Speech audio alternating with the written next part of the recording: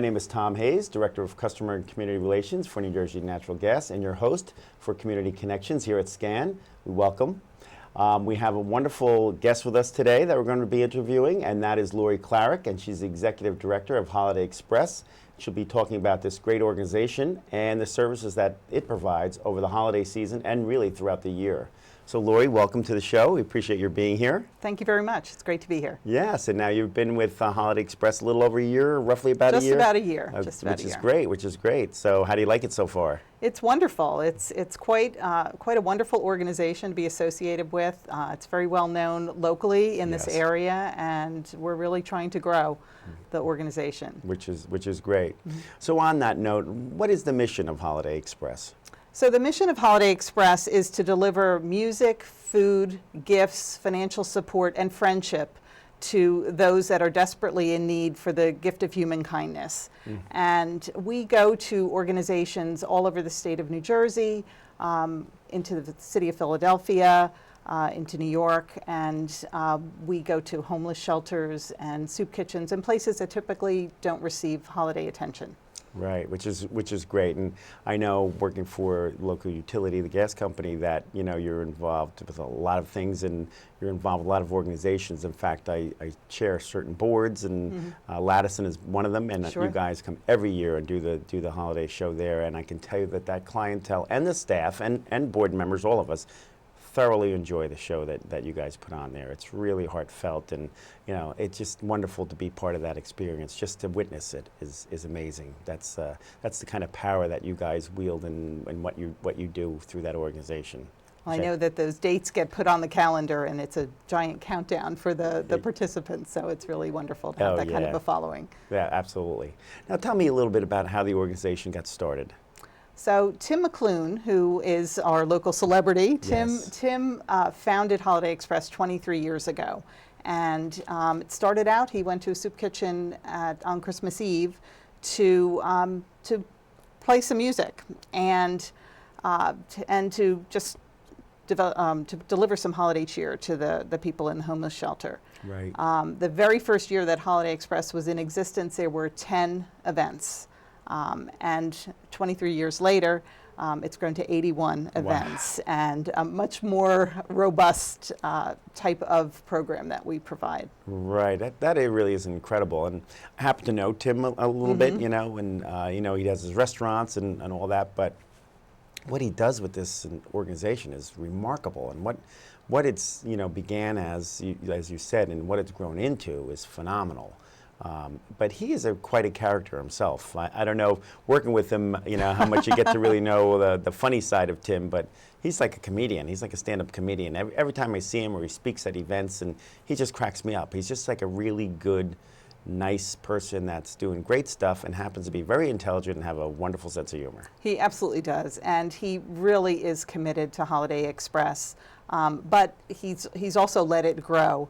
Yes. And the organization really has changed quite a bit in the last 23 years, but we still have held on to that, delivering the gift of human kindness to those that really are desperately in need. Which is great, and that kind of leads to the question of what makes Holiday Express different than other organizations that are helping out at the holiday season and around the year. What I think really makes us unique is the fact that most of the places that we go, we're the only Christmas show that they get. It's the only holiday show. There's a lot of organizations and programs that really do receive a lot of attention, but for Holiday Express, we almost seek out those places that are a little more difficult and challenging. And we go to psychiatric hospitals. We go to drug rehab centers. We go to places where the people really have seen some desperate times. And there are organizations that really do, they have a long list of people that we have to fit in that, they have to fit in the calendar, where the shows are going to be, because they have so many different groups, whether it's youth groups or adult programs that are coming to, provide holiday cheer. But for us, in many cases, we're the only game in town. So it's really, it's kind of sad. Yeah. But we, we try to bring as much joy and excitement. And Tim will say we rile everybody up for a couple of hours and we leave. And but it's really, it's like giving kids chocolate and then leaving, right? Exactly. Sugar it's them fun. up and then go, right? It sure is fun. It sure is fun. It is great. It is great. And there's so much. Again, a show is can always be a show, but it's really an experience when Holiday Express comes in and does their program, because it's just everybody's engaged. They're right down there in the audience as well as on the stage. Like you really have a knack for making everybody feel special, and I think that's really wonderful and very unique. Well, we try to get everyone involved, and the music is what we're best known for. So we do have a live band at every one of our 81 events. But there's a lot more that goes into it, and we've really created quite the robust program model. Yeah, I was going to ask you, with 81 events throughout the season, there must be a lot that goes into each and every one of those shows, not only just booking them and getting them in the schedule and fitting them into this crazy calendar that you guys must have, but there's a lot of organization that goes into bringing in an orchestra or a big group, a band, and all the other folks to each one of these locations, right? Absolutely, absolutely. And we have a staff of 4 full-time people and 1 part-time warehouse manager. So we are a very lean organization on the staff side. So we absolutely depend on a very large team of volunteers, about 1,600 volunteers. Wow. We have adult volunteers that will come into our warehouse every single day and help us organize our inventory. We have kids that will come in, Girl Scout troops, Boy Scout troops, football teams from the local high schools, whatever community service the students want to receive. So we really have this gigantic team that pulls it all together. And each event involves not just the band setting up, but transportation. We provide a bus for our volunteers and for the musicians, because some of the places are a distance away. We pack gift bags, and we have these wonderful gift bags that each individual receives. And that's an operation in itself. We have 20,000 individuals we'll see this year, and we'll be packing roughly 20,000 bags. It's a duffel bag. It's filled with essential items that people desperately need: a blanket, socks, a hat, gloves, toiletries. Kind of simple things, but when you think of 20,000 of each one of those items, that's going on, from September through December, to make sure that we have all the inventory that we need ordered, and then we have these incredible assembly lines that go on morning, noon, and night. Right, which is really, it is incredible. And all those volunteers, you said 1,600 volunteers involved? Wow. Yes. And certainly a large portion of those volunteers are the musicians that volunteer their time to actually play the music and sing the songs, right? Yes, we have about 150 professional musicians that are associated with Holiday Express. And at any given day at any one of our 81 events, we'll have anywhere from 20 to 30 or 40 musicians that will participate in the event. That's remarkable, because you have to gather them together. They have to take, I'm sure, vacation days from work and all that sort of thing to get there. It's a lot of coordinating. It must be like herding cats or something. It kind of is, yes. Wow.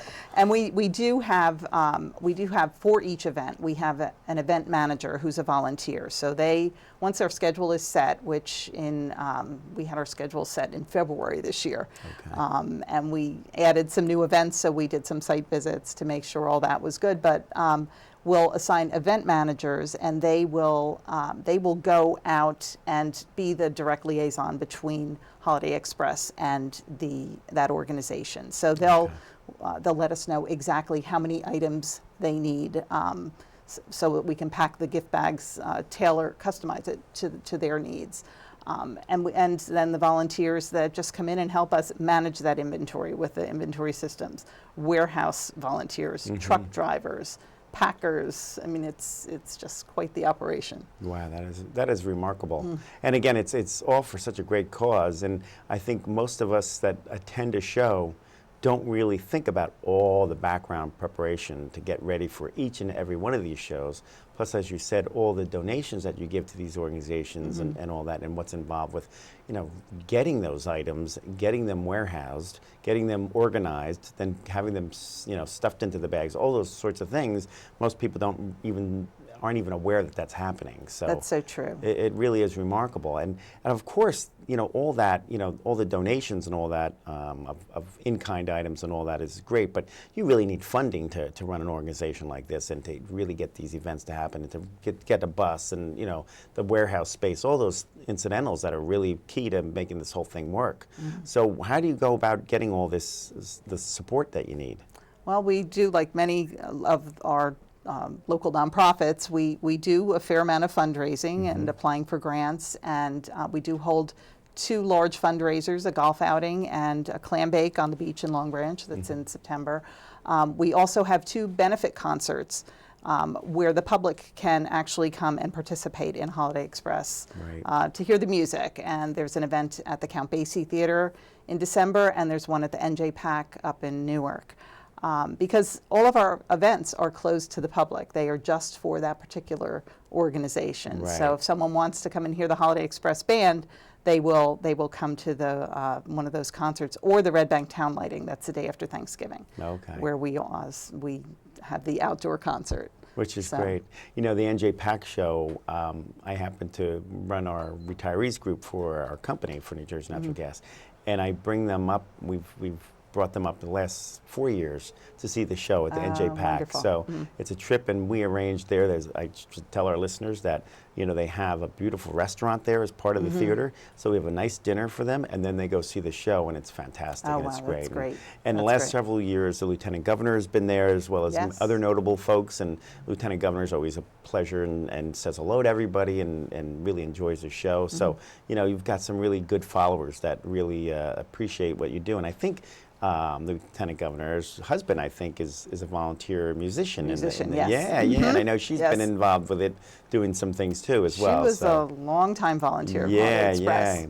Yeah. Kim is a good person. Yes, absolutely. Absolutely. And Tim draws those good people to him and his organization, which is great. He does. Yeah, he does. Which is really wonderful.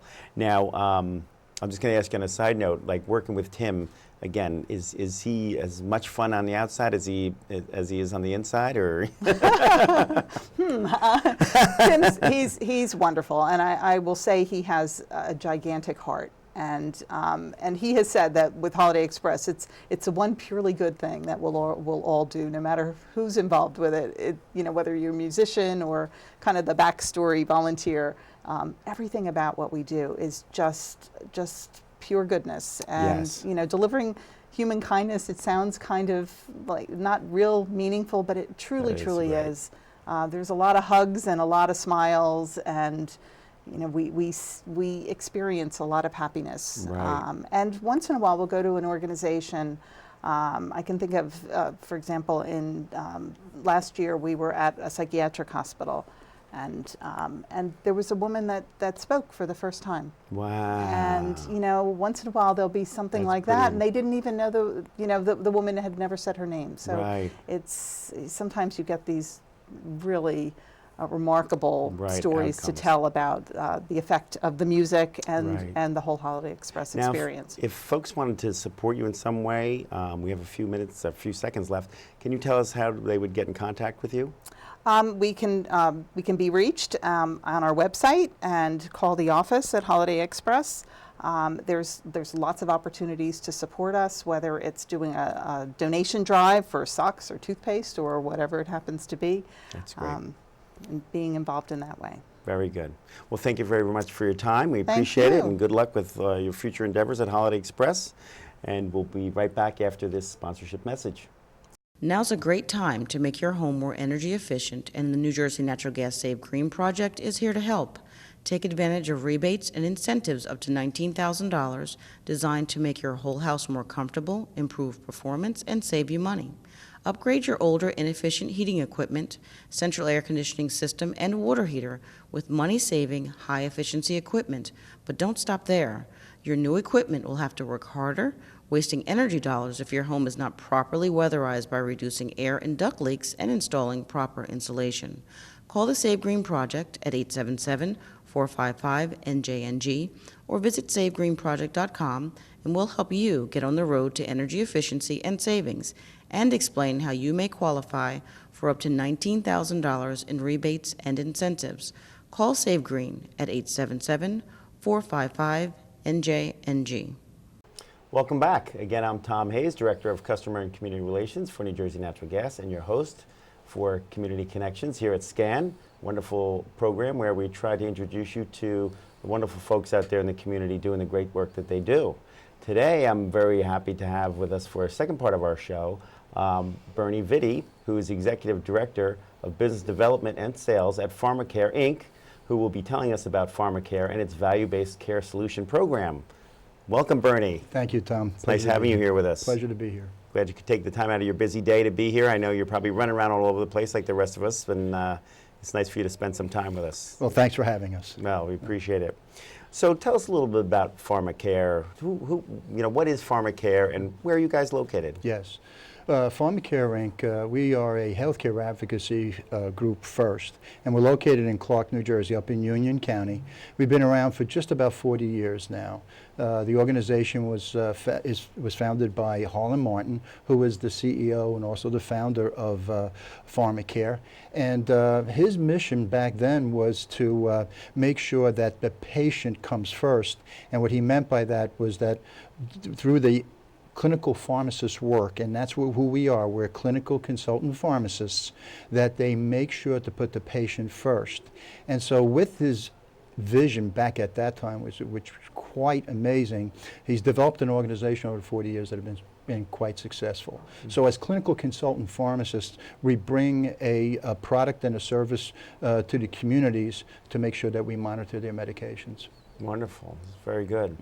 Now, the value-based care solution program, tell us a little bit about what that exactly means. Sure.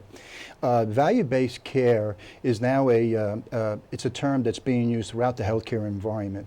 And Pharma-Care, because of our extensive experience with our clinical pharmacists, and over the years, what we have been able to bring to the community and also to institutions like skilled nursing facilities, we've now gone out into the community to bring those same services and same results, positive outcomes.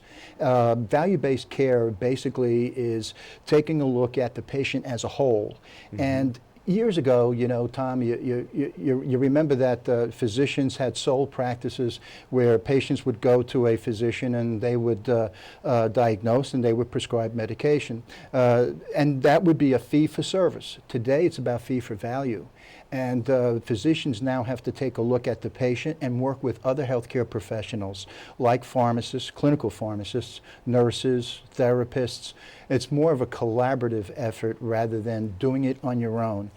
In this day and age and what's happening in healthcare, there's no way that somebody can do that on their own. Right. And you probably have seen all the mergers and acquisitions that have occurred in the healthcare environment, and that's because you need this collaborative approach in order to treat the patient the right way. Right, and certainly over the years, the number of pharmaceuticals that are out there, the drugs and special medicines that are out there now are quadruples. I can't even imagine. You probably know the numbers better than I would, but there's so many. Yes. And finding, winding your way through all that to find out what not only are you prescribed with, but making sure you're getting the right medication. And I know for a lot of our viewers and our members of SCAN here that it can be very confusing. And the last thing you want is for clients, your folks, to not be taking the right medicines or the right doses of those medicines at any given time. That's correct.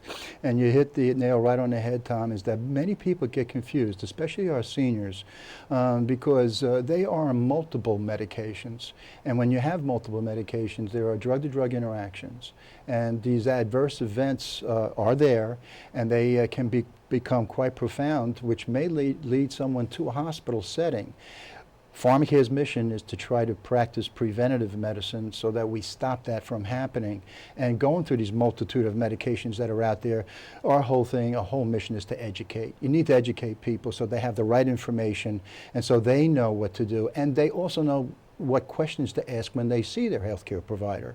So we educate, we act as coaches, we advise, we recommend, we suggest. We never tell any other healthcare profession what to do. It's always through recommendation and suggestions, and of course through clinical facts. With today's medications, how many there are, and then there's the cost involved as well, we try to coach these patients, members, or even employees that are out there so that they stay on their medication.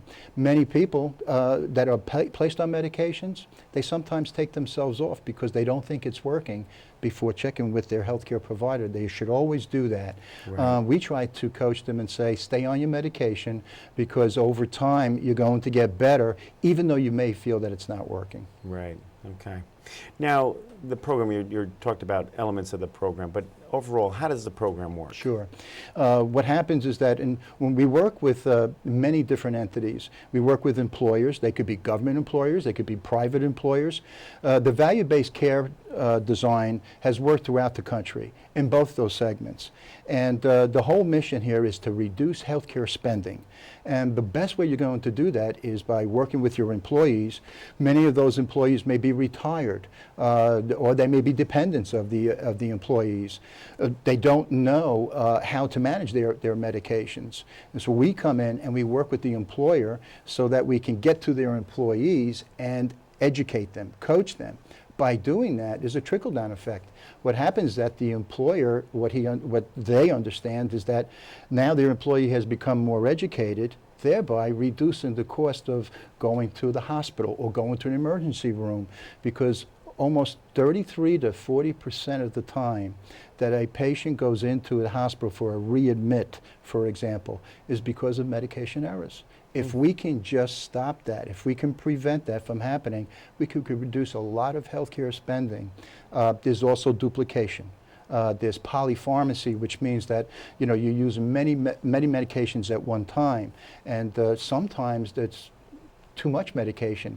We're in the business to make sure that it's targeted, and that in some cases our clinical pharmacists actually suggest to the physician to withdraw the medication because it may be bringing on untoward side effects, especially when there's a drug-to-drug interaction. Wow, it's pretty intense.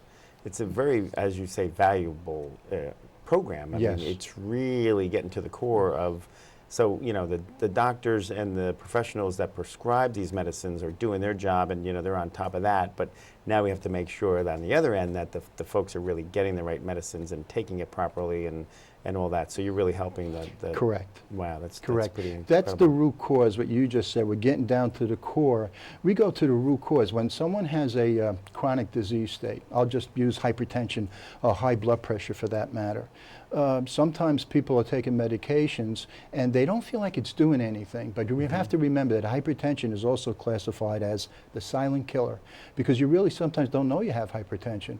So once someone is diagnosed with hypertension, they need to remember to stay on that medication unless their healthcare provider, as a physician, instructs otherwise. But taking yourself off a medication because you feel that it's not working, it can become very difficult and very complex. Right. It's true. I just know from my own experience and folks that I've known that people feel like, oh, I think I'm better now, so they stop taking something without telling anybody. That's right. And a lot of times it takes a while for that medicine to get out of their system, and then all heck breaks loose, and they're in more trouble, and they have to get back on it and get situated again, and you really don't want that for people. And it sounds like what you also do is remind people to stay on their medicines and remind them as to why. That's correct. And you'll hear the term adherence, medication compliance.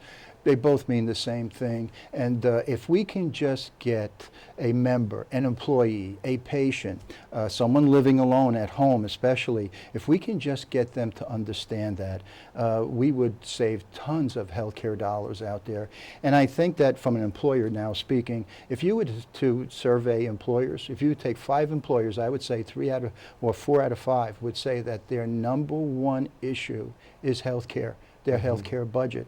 They need to get their hands around it to curb the costs that are going out of control. Yes. We come in to try to help them do that, and one of the ways is through medication management and through medication adherence. The other thing I'd like to mention on top of that is that sometimes pharmacists are just looked upon as those people that are the medication experts and all they know is medication. Many pharmacists are certified in different areas. We have pharmacists that are certified diabetic educators. They're geriatric, they're clinical geriatric pharmacists. They're also nutritionists. So we can get into the whole lifestyle, looking at your diet, your exercise, along with the medication. Right. So when we look at that whole person, the only way you're going to get to goal is that we make sure that they are getting everything that's needed so that they can get to goal with a particular chronic disease state, like hypertension. Let's get those numbers down to where they need to be, where their physician has asked them to work on, and get it down to that level. So it's not just about medication, it's exercise, nutrition, and everything else that goes with it. Right, right. Okay. So what are the next steps from your perspective in terms of reaching out, like getting involved with more employers and getting to employees, all that sort of thing? The next steps is that we've launched a really novel program here, and it originated down south. So now we're trying to migrate here up to the north with this program. And although it's not as well received as it was down south, it is now gaining traction.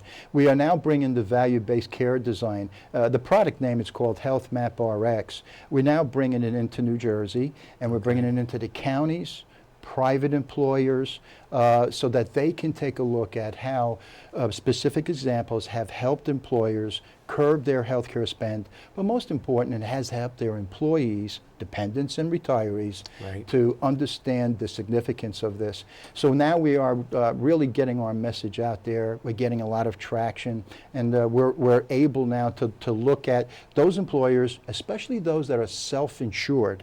They're the ones that really take heed of this, because there are certain taxes that they have to look at that will be pressed upon them by the government in the next 2 years or so. So that's why we're gaining traction, and we're going to more and more places now since this was developed down in the south. It's also being used out west. The country is starting to get a good understanding of what a value-based care design really means. Right, right. Very good. Now, are there other particular services that you also have available that are in addition to the ones you've mentioned already? Yes, we have, and you may have heard the term already, and within the last 2 to 3 years, it's really starting to gain traction, medication therapy management, or MTM.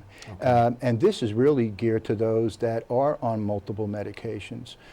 Many of our seniors are on multiple medications, and we, Pharma-Care, have been out throughout the 21 counties of New Jersey presenting in different venues. The senior organizations at different programs, we've been invited. We work with the SCAN organization, and really talking about what medication therapy management is and how we can help them. And those people can work directly with us so that we can help them work through the issues that they have in taking medications. And then we also coach them on the right questions to ask when they go to their healthcare provider. Right, which is important. Now, if folks wanted to get involved or learn more about your program, how would they get in contact with you guys? The best thing to do is just to call us at Pharma-Care at 732-574-9015. And they can just ask for me because I coordinate all of this. Or we can go right on our website at pharmacareinc.com, and they'll see the different programs that are listed, and they just select, you have a menu of phone numbers that they can select and then call. And we'll get back to them within 24 hours. That's excellent.